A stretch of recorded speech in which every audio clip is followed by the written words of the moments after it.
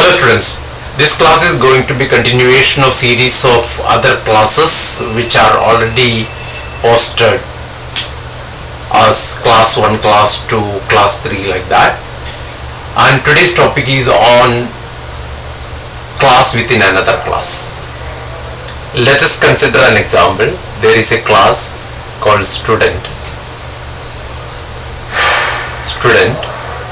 or let me call this different, that is subjects. Then if you have another class which is called a student below, there are two independent classes and both are having private and public variables inside. Private, public variables inside. Now consider situation that here there is a display mark function, display marks member function, and it's a void function, and here is written cout, let's say print out mark is, let's say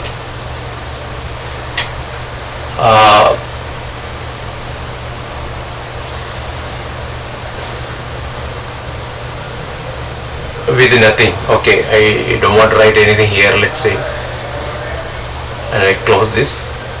The similar way, let's say I have a student in which I have an inline function void print me, and here is saying cout simply print me. In such a case,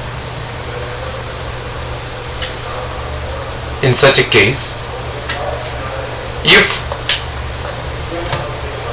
suppose you want to use some of the subject function, like this display function, I want to use this inside this without inheriting, then I can call this subjects. I can simply call subjects, that is this class, and I can create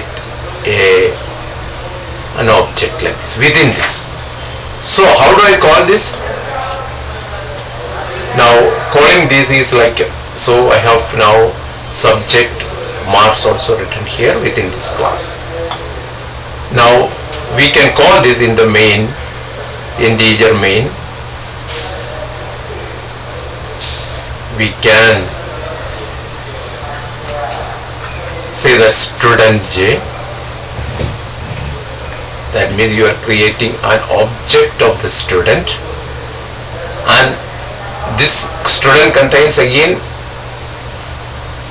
inside this object you can even call J dot maths dot, then double dot display mark,